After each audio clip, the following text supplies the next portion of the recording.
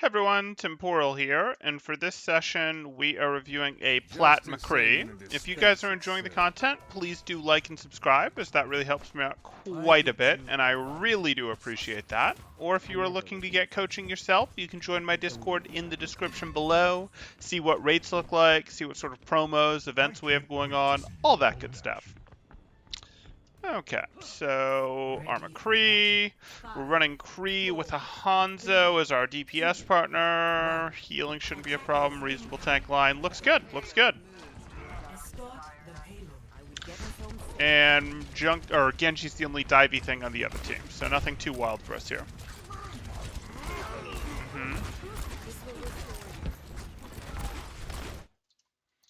Go like that, that's fine.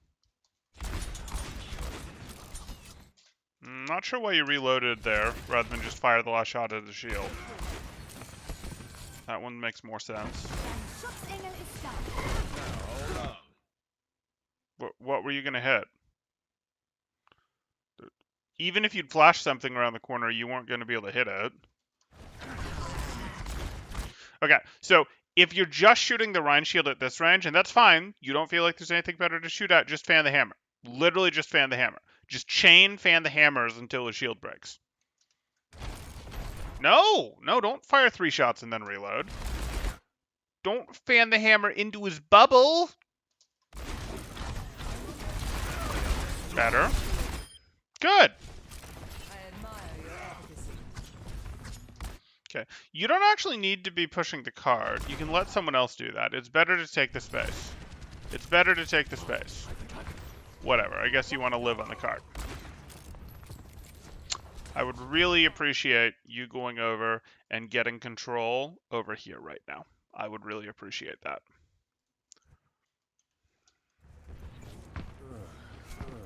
I think I need a little hair of the dog. Okay, so let's look at your crosshair placement. That's not really reasonable. So you know where people are going to show up to start? Could be here, or could be like here. So your crosshair should actually be or could be over here. So your crosshair should be pre-resting in one of these places, so that A, you can potentially instantly hit a shot, but B, it becomes a very minor, easy adjustment to hit anyone that does walk through your expected paths. You don't want to just in your downtime just be like, guess I'll kick back and relax, etc. You can do things like check on your team, but after you've done that, see if there's anything behind you, check flanks, etc. But after you've done that, your crosshair should default to resting in places where it's going to be very small and easy flicks to hit people. That's one of the advantages you get by effectively being the team they have to push into, by having control. Yeah, your first shot on that Rhine could have been faster. Okay, now you're going with Hanzo, fine. High ground, please. High ground, high ground, high ground. This is not how I spell high ground. This isn't it. This isn't it. You're basically the frontmost person in your team right now, and you're going down main. If you were the frontmost person on your team because you were peeking this cute little angle while your team was over here and they were paying attention to that, great. And then if they pay attention to you, you just close the angle, I'd be fine. If you were back here, it's really still sort of main from their sight lines, but I'd live with it. But here, you're just in front of your team on main. It would take you more than a second to get behind this cover, or a second to get behind this cover unless you use roll. No. Why did you dance back into the open when you got close to your cover? You just forced your own roll. And no, that was not a roll for reload, because then you just twiddled your thumbs and waited for a bit before you re-peeked. That was a roll to get back to cover, and you kept forcing yourself out of cover.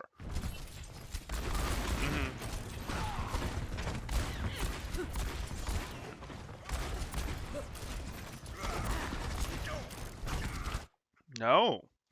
You had what, 4 shots there?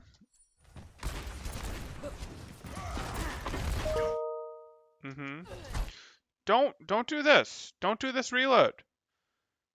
There's plenty more shots to be had here. There's a shot at the Anno. Or if you really didn't like it, you could have fanned the Rhine Shield. Now it's too late. He has a bubble, so you wouldn't fan the Rhine Shield anymore. You'd look for individual shots at the corner of his shield where he's not going to get bubble energy. But like, there was no reason to hit this reload.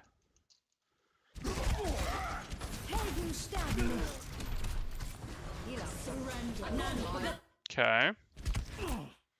Why?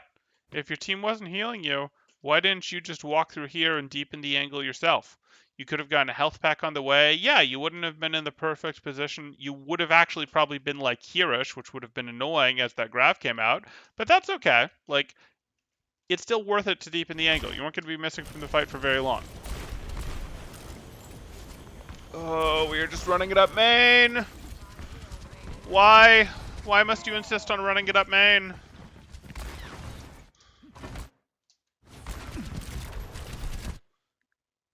Okay. Could you go here and put them in a situation where they either have to push into you or push into your team? It's a little more risky with the cart here because the cart could actually split you, but... Oh! The problem is we rolled to take this, and we're taking it late. If we hadn't had to roll to take this, we'd have still had roll to protect ourselves. Now you're going to have to flash fan him. You did not. No.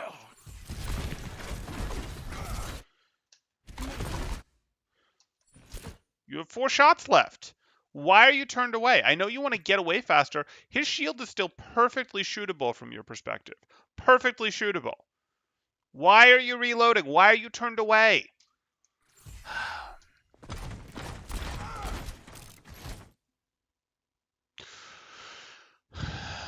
Object permanence. You looking away from an opponent does not mean that that opponent isn't actually in your field of view. It does not give you permission to reload because the opponent should still be on your screen. Now, if you'd actually closed the angle, hey, the Reinhardt's even on your screen, but he's not in your field of view, we'll call it. That's different. You can absolutely reload here if you feel like staying behind this cover for long enough. I'm not convinced there'd be a good reason to stay behind this cover for long enough, but say you were missing health. Say you wanted his attention to go elsewhere. That would be fine. But here, and turning like this, and you're not just turning like this, you're walking in this direction, but being like here and turning like this and reloading as you walk, like, no, he's still in your line of effect. Don't reload until he's actually out of your line of effect, your line of sight. And, you know, you can say, oh, he's not in my line of sight. I'm turned away. Well, that's dumb. He should still be in your line of sight.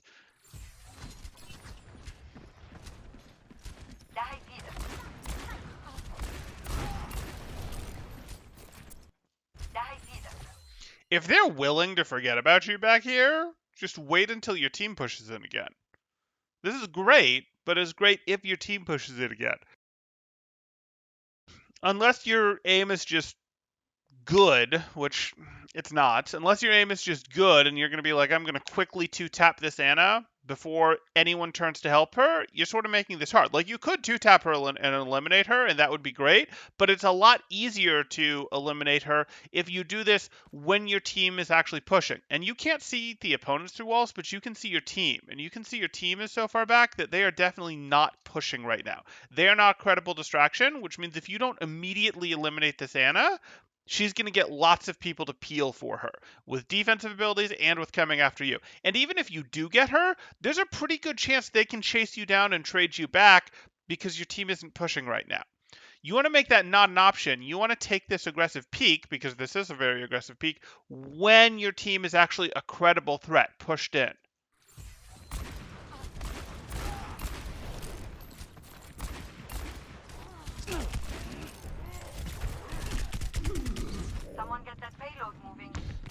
Yeah, I don't understand it either, Nordstrom, but since they are, he should take advantage of it, but he just threw away the advantage. All matched up.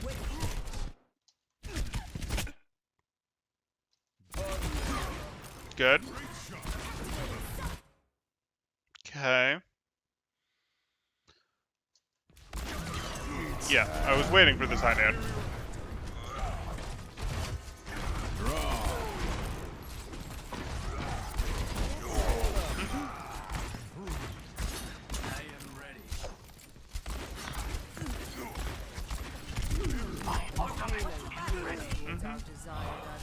Close the angle.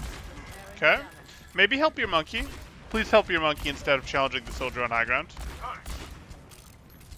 The enemy approaches.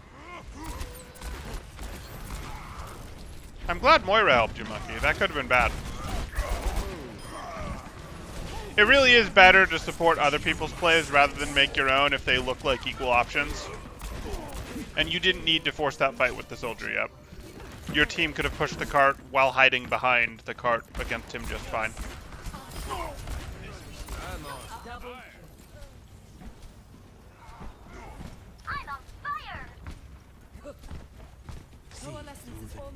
You gonna go push high ground? You gonna go push high ground? Are you gonna go push high ground? Are you going to go push high ground?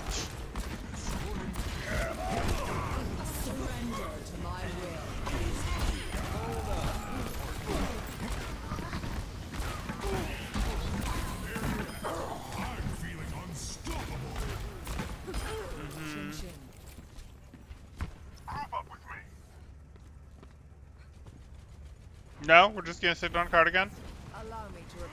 We're not gonna make things more interesting. We're not going to have, during the small window we had, tried to have taken up here, or at the very least, pushed up to like here, where we at least have a little bit of angle threat on them, but our supports can still see them. Okay.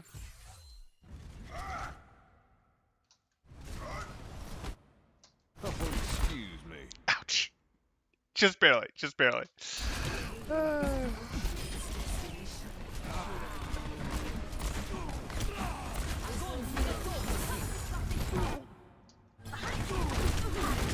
Oh, another missed flash. Yeah. Yeah.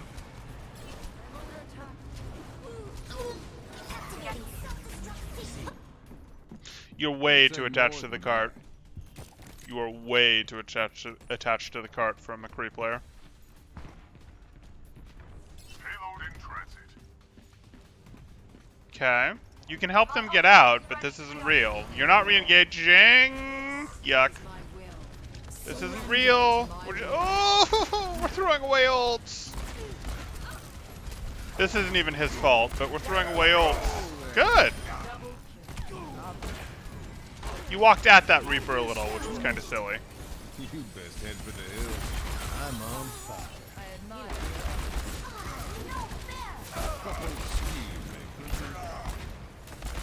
Good. Okay.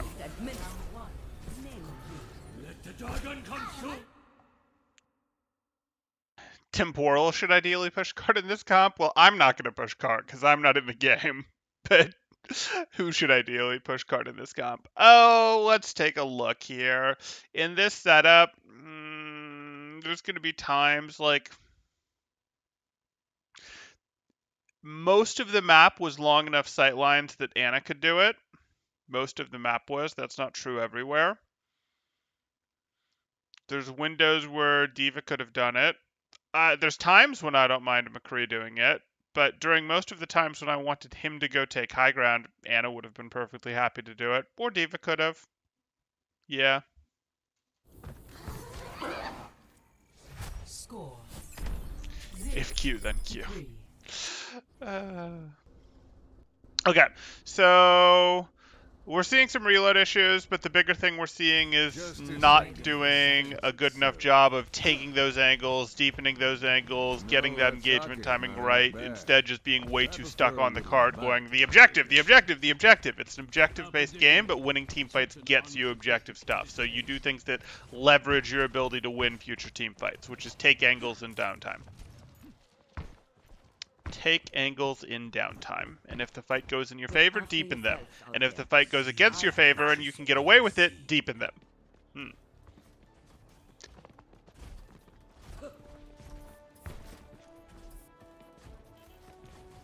5, 4, 3, 2, 1.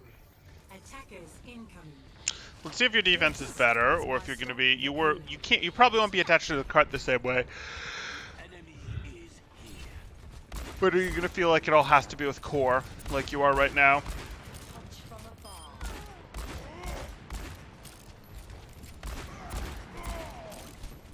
Okay.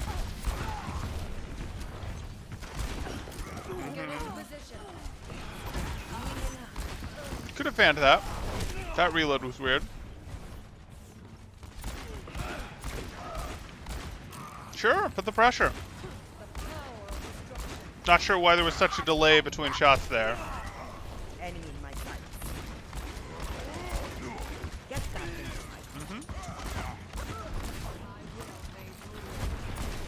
Didn't really need to reload there. Or there. This is better. You're taking an angle. Okay, your team has lost this fight. Just go to cart. Just walk to cart. Walk to cart. Try to eliminate these. Yeah, these are good. Don't walk away. Don't walk away. Unfortunate. Unfortunate. So when your team falls too far behind, you need to make the call, can I get out or do I just need to go to cart? And it's totally fine to get eliminations on your way to cart as long as it's not meaningfully slowing you down. But that was wrong. You guys only got one real fight on first there. Think I need a little hair of the dog. You and Blar just gonna name all my videos for me, I see. Okay.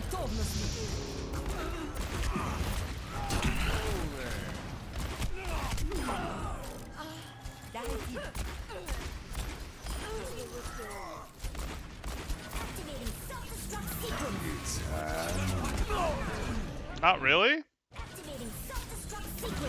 So, like, if you'd gone for this high noon and then the self-destruct had been thrown there, that might have had some value. But you need your self-destruct in high noon.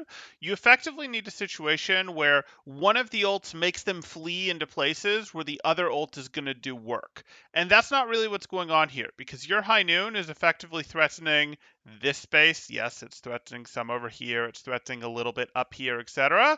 And the self-destruct is threatening down there, which is the interesting piece that the self-destruct is threatening, but the self-destruct went first. So, like, everything that... How do I put this? The self-destruct went first, and the self-destruct wasn't going to cause them to flee into areas where your high noon gets them. Does that make sense? Like, if the self-destruct had gone first, some of them might have actually chosen to run forward like this, into places, or, you know, to run out, like, maybe this one will work. The Genji's the one this could maybe work on, but he's not a great high noon target because deflect and because of mobility. Like, this isn't right. You need to do this in a way where one ult is going to cause them to flee to an area where the other ult will work. And this isn't going to do that, and you just need to instantly be able to recognize that the way they're going to flee from this self-destruct is not going to put them in places where the high noon works. Instead, you're being like, well, if you're in this high noon's area, you're super eliminated as opposed to just eliminated by the self-destruct. But we don't need people super eliminated. Eliminated is plenty good enough. We would like them to be eliminated in more places, not super eliminated in the same places.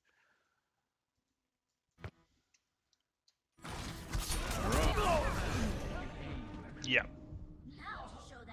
Like I said, the only place they were really going to flee from that put them in high noon area was over there, and Genji has deflect.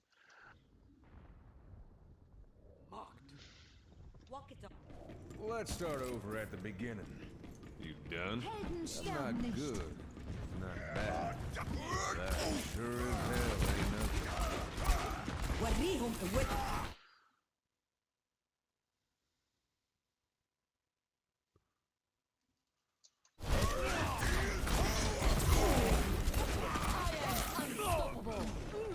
Okay.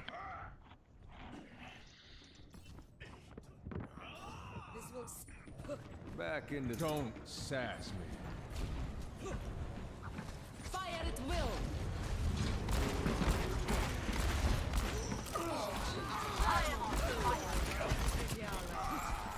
I'm on fire. You'd be wise to stay out of my sight. Think I need a little hair of the dog. Okay, so here we are. Are we going to have taken high ground with all this downtime we had? All this downtime? Okay. There was a lot of downtime before we got high ground, but we're going to get it. I'm going to be happy. Crosshair placement? Crosshair placement? Okay. Good, sort of. And now you drop. Fine. They reasonably forced you out. I'm good with that. I do want to know where your new cover is, though. I would like to know where your new cover is. Quite a lot, actually. Where do you think your new cover is?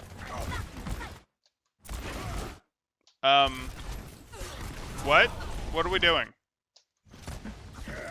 You're making me so uncomfortable. You spent so long away from cover there.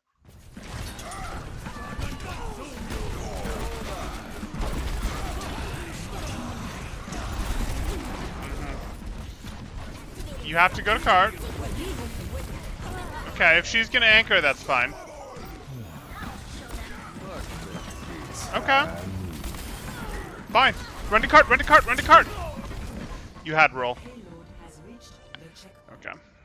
Oh well. Oh well. It'll take more than that.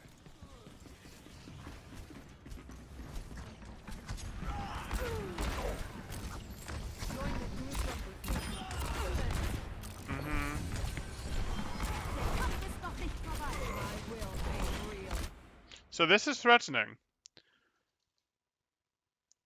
You don't have your high noon anymore, so I'm not going to recommend this.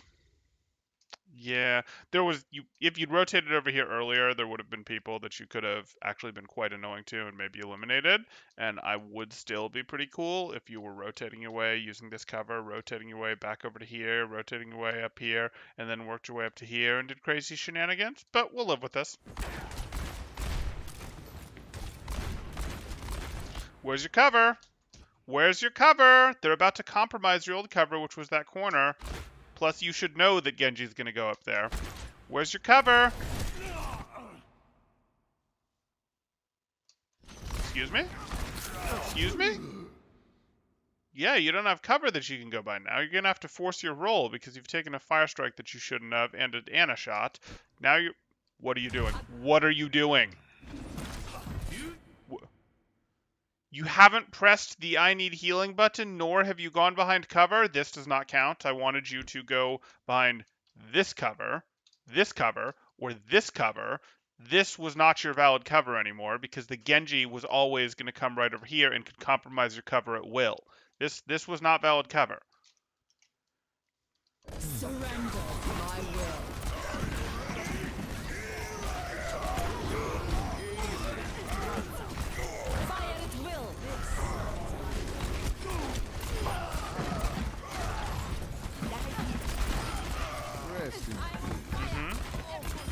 Good. High ground. Right here. No. This way. This way. This way. And then you can lurk up here. It'll be awesome. I think I need a little hair of the dog.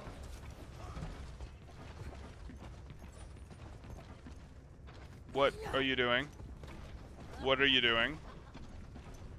What? Excuse me?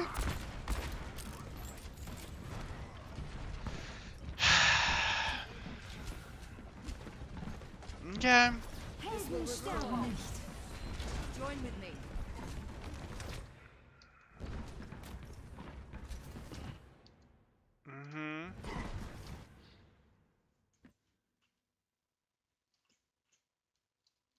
Drop high noon as they push in.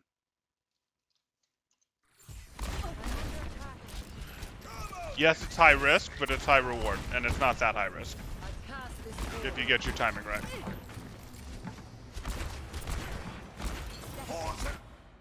Where is your cover going to be? I do not like you playing here. Where is your cover going to be? It's less bad now that they don't have the, what do you call it anymore? The Genji, but the Hanzo can still pop up there. The Reaper can teleport up there. Get into position.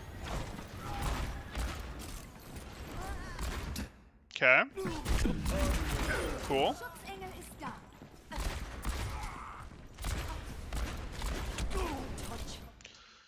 Boy, you're just trying to dance in the open while fighting a Hanzo. You have no cover options.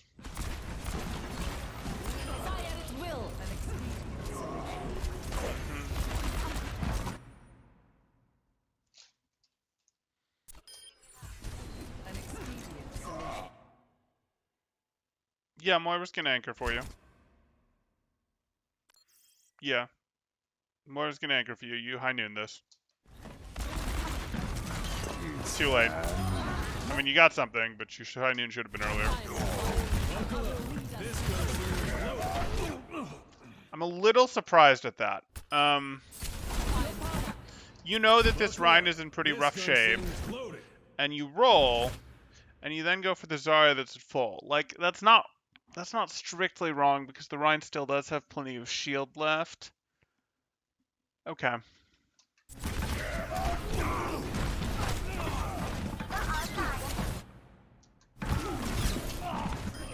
It's fine. Team should clean it up. No, this is PC. I'm almost certain.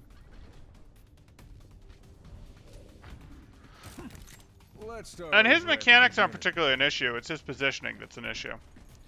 He just plays way too... I'm supposed to play in the middle lane with the core, right? Like, that's how he plays, and that's not right. Like, McCree can hang out with core sometimes, don't get me wrong, but he still needs to know where his cover is if he hangs out with core, and he likes to take off angles between fights if he's got time, especially when he has high noon.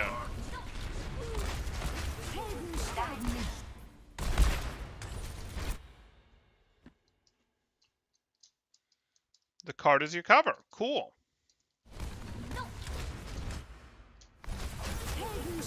I mean, it was a smooth transition, I suppose. I'm not in love with it, but okay. And then you transition right back. Okay.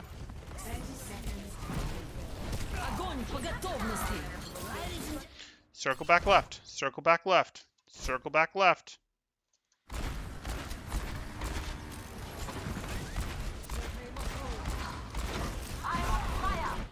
Yeah, you're trying to hit the Mercy to get the ult charge to Valk her, to take her Valk out. I get it. That's just a mechanical failure on your part. No big deal. No, D.Va's not anchoring. You couldn't leave cart. When D.Va was there, you could leave cart. Now you can't. You almost got this. Don't screw it up. Yeah. Okay.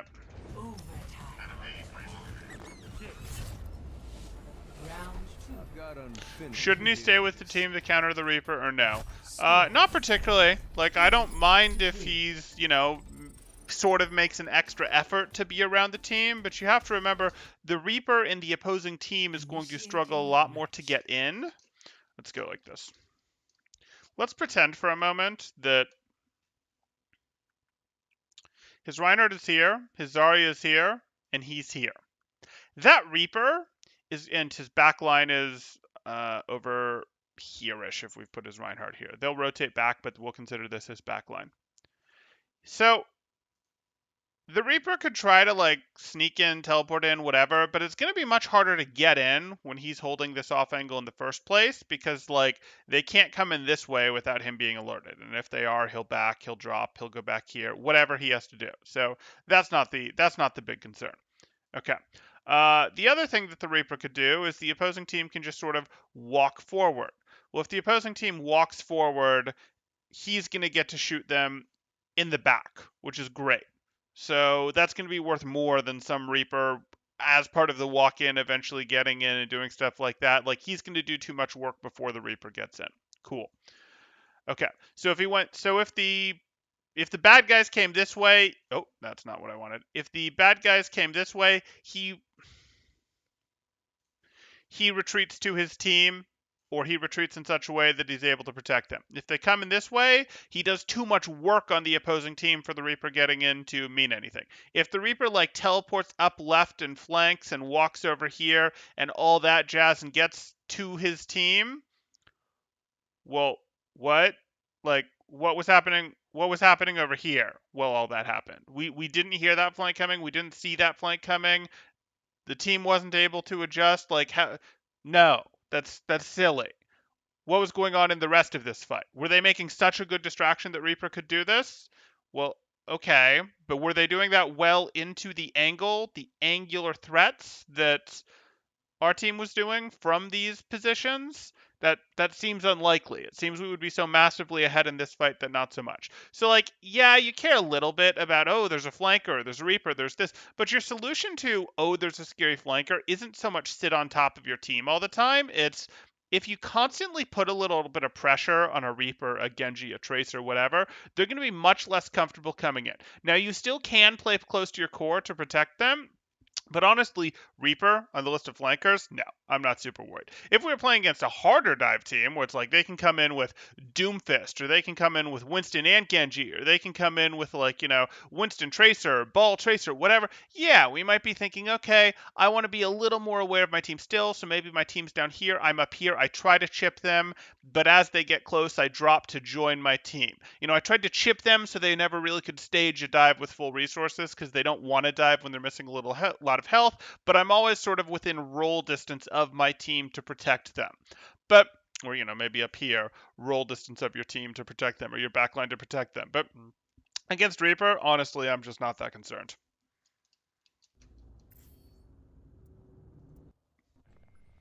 Justice ain't gonna dispense it. Ready for battle. Ready for battle. If that doesn't make sense, Lion, just let me know, and I'm happy to explain it differently. Protect the McCree! There you go! Everyone signed their life insurance policies? That was sort of a different era of the game, when sustain and such was powerful enough, and that, well, anyway, that's, but yes. 5, 4, Protect the McCree was fine. 2, 1. Attackers incoming. Stop the payload.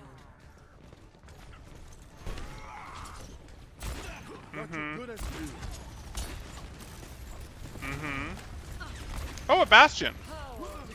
Short range sightlines. Play short range sight. Don't go early. Don't go early.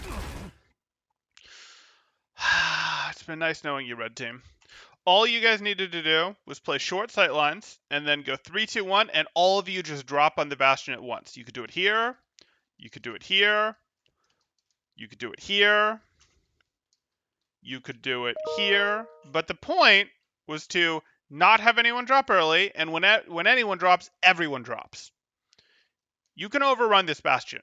Now, you're going to lose now because your Reinhardt dropped early, you didn't go with him, the rest of the team wasn't in a position to go with him, but like, this is actually a very hard map to run Bastion on, because it is oppressively difficult to get Bastion from about here to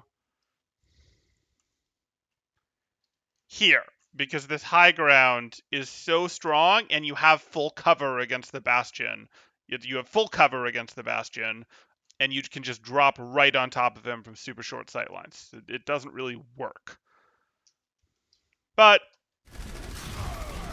don't you dare! Don't you dare!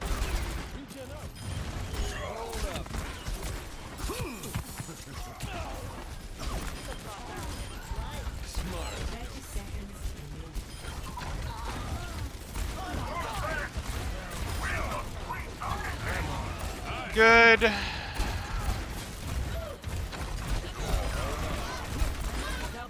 Retake your high ground? Okay. I'm glad that the off angles worked and they chose to look mostly at your teammates rather than you. You could have been deleted. But hey, off angles are powerful. That's why we like them. I would have preferred to let them tuck in. I just wanted the cart to push a little further and them to be here, so that, like, his teammates were the default people for them to look at, as opposed to him peeking from where his Reinhardt had just been while they were still over here and they had eyeballs dragged over here. But whatever.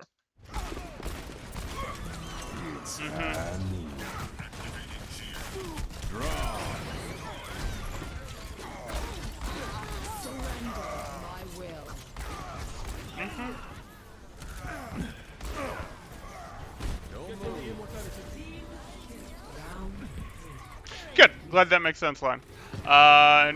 You never actually heard of Protect the McCree? Yeah, I named that comp. I minted the name for that one, and it caught on for a while. it caught on as the name that everyone referred to it as for a minute there, but then it moved on as Goats clearly became the most powerful comp. You didn't need Protect the McCree because people got good enough at consistently beating dive comps with Protect the McCree, or with Goats rather. The threat of Protect the McCree existing was enough to make teams go, okay, no. And eventually the discovery of floats also gave Goats another easier swap sort of to do work into the discovery of floats and how to play it gave teams another less swaps option to deal with dive as well. Attackers incoming in 30 seconds. The Potato Man says, love the VOD reviews, Temporal. Truly an asset to learning correct positioning and playing around certain characters. Thank you. No problem, Potato Man. Thanks for the kind words. Okay, so we're going into our final round here. We have 3 minutes. This should be plenty. This should be absolutely plenty of time. Not sure why we reloaded. Not sure why we reloaded. You were not under any threat.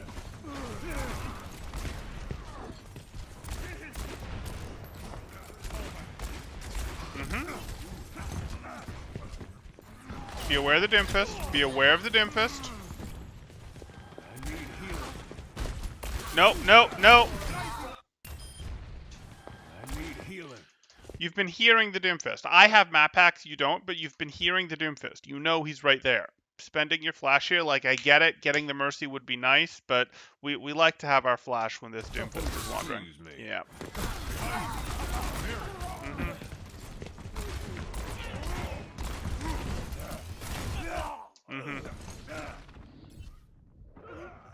Not a big deal. I think I need a little hair of the dog. Ensure the payload's progress. The payload is approaching its destination.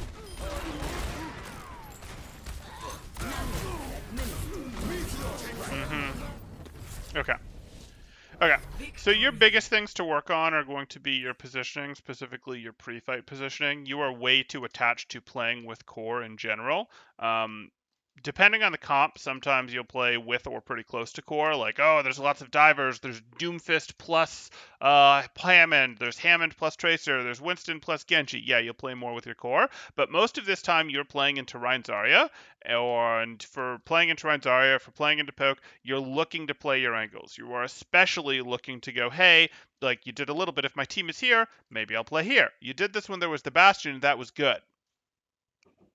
I can only think of one other time you really did it. Okay, if I really try hard, I can think of more than one other time. But like that was not what you were automatically leaning into. You did a lot on your attack, a lot of I'm just playing on cart. I'm just playing on cart instead of taking advantage of time to take off angles after one fights, to take high ground after one fights.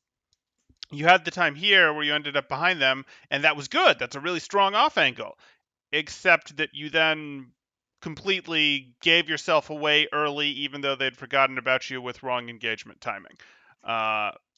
Here, you simply didn't go push up here. On defense, after one fight, you didn't go take this space. You didn't go take this space. You didn't once think about dropping over here with your high noon to take off eliminations right as the two front lines met. Like, there's so much more that you need to do if you want to increase your contribution with McCree. Just staying with your team as like the glass cannon that isn't made out of glass anymore isn't enough. Like, it can be some value. It makes more sense when they add in something like the Doomfist that's really dangerous. It makes a little sense when there's the Reaper, but really not much. Again, if you really feel you need to protect your team, you can stay within a combat role of them or a combat role plus flashbang distance of them. And, you know, that can sort of be a thing, really combat role range. But honestly, you can do most of the work to just pressure out their people from the angles. You get the extra, like having multiple angles, having high ground is like a DPS buff. It's like a damage buff, and it's such a good one that it is amazing for what it does. Again, if they're running a ton of divers, you'll just get overwhelmed and you won't be able to do that. You're going to have to play more with your core unless you have a lot of poke, and if you have a lot of poke on your team, you protect each other from different angles. But that's different thing. Regardless, you guys were mostly playing into Rein Zarya type stuff, Brawly type stuff. You absolutely take your angles into that. and you just laugh at them. Between fights, take your high ground, take your off angles, pre-set up in your spots. What you get from win fights is you earn space, and you should use that space by converting it to angles. Use those angles to make it harder to push into you. It's amazing on both offense and defense. The other thing is you've got to control your reloads. Your fans are fine, but you've got to control your reloads.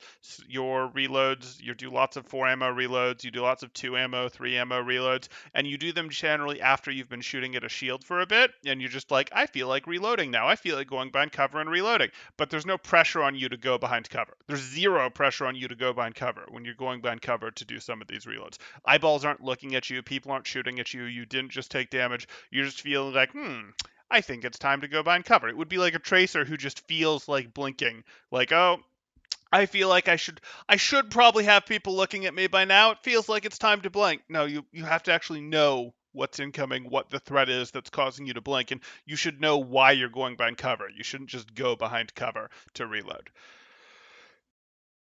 To reload early. If you're choosing to go behind cover when you have a forced reload because you spent 6 shots, that's fine. Might as well be behind cover. It's better than not being behind cover when you have to be reloading anyways. Okay, those are the 2 things that I'm going to want you to work on. I hope that helped. If you guys are enjoying the content, please do like and subscribe, as that really helps me out quite a bit, and I do appreciate it. Or if you are looking to get coaching yourself, you can join my Discord in the description below, see what rates look like, see what sort of promos, events we have going on, all that good stuff. Okay. I'd never actually heard of you until YouTube recommended your old videos on goats v protect the McCree. Oh, really? Interesting. So that was, sorry, I think I read that before, but my brain didn't process that. You hadn't heard of me until that happened. Yeah, I'd say that was my more famous work. I'm doing a lot of individual micro stuff now, but that was probably how I first got recognized. That helped.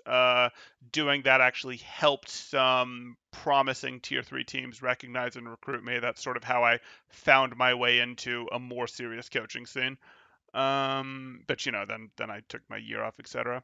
I wish people in ranked games knew how different comps like to play against each other, like Ryan wanting to drop onto this poke comp with whole team all at once. I know, but they'd have to do tutorials, and if they did tutorials, they'd probably be outdated, so Blizzard would have to hire me to do the tutorials, and then they'd have to pay me to update their tutorials, and, are they really going to do that? Yes, they should. I highly recommend it, and then we'd need to make the tutorials short enough to actually have people watch them. They need to be, like, little things that you could watch inside the game while queuing. Oh, wouldn't that be a thing? We could take advantage of this feature we have that's like a queue time to fit videos in there that, inside the actual Overwatch software that teach people how to play comps, and we could update these videos.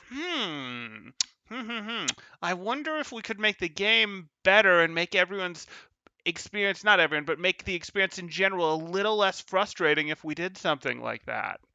I bet we could. Someone should go pitch that idea to Blizzard. Okay. So it is worth to take off angles if my aim isn't good enough to take advantage of it. You'll be surprised how much easier it is to aim when you're under less pressure, and when you take an off angle, people shouldn't be looking at you for your first shot or so. And you'll be surprised. It's going to be, it's going to feel bad if you go for your off angle, you only get 3 shots, and then they, are paying serious attention to you, and you have to go behind cover, and you're not getting heals because you're off an off angle. Like, it's going to feel bad. On the other hand, so, like, your shots have to be more impactful, and if you miss the shots, it's going to feel bad. But it's actually easier to hit the shots because you feel a little less pressure because they're not just staring at you when you start. Like, if you're shooting from here, the Zarya's shooting back at you right from the get-go. Also, you have to play a little aspirationally, Lion. You have to play a little bit with even if I can't hit this shot, I should be able to hit this shot. This shot is only a tiny bit beyond me, so I'm going to play with that in mind. You don't want to be like the Ana who only ever heals tanks because she's afraid she might miss if she tries to heal the Genji. You've got to be the same way with your McCree, where you just sort of go, okay, well, I have to go for this shot. This is the right shot, and it's not far beyond my abilities. If I never shoot at anything except try to shoot tank body shots, I'm not going to get better at the game. Oh, you had heard of me, you hadn't heard of the comp. You'd never heard of that. Okay, yeah. That's how I read it the first time. Then I reread it and reread it wrong, so I went on a tangent. Okay, that makes more sense. That makes more sense. Got it. Haha, temporal fixes Overwatch. Yeah, yeah. Temporal. I mean, I don't know that I'd fix it completely, but I'd improve it. Okay. And maybe I'll improve it anyways. I mean, we'll win the YouTube algorithm battle. We'll make this content more popular. We will get more eyeballs on it, which will make things a little bit better, but not to nearly the same degree that having it in the client would. Which is a shame, because you have seen other games have included guides on builds and such directly in their client. So that should not be something that Blizzard would feel as, oh my goodness, we couldn't possibly do things that other content creators did in our game. Like, well, no, we've seen that for build guides and such in League and other games like that. So it sure seems like it would make sense to throw that in there for the queue times, while the queues are going on. But you would have to update it pretty constantly. Okay. Okay, I think that's going to do it, and will do more stuff today, but I am now going to take a break, so not going to see a VOD immediately after this one. I'll do more stuff later today.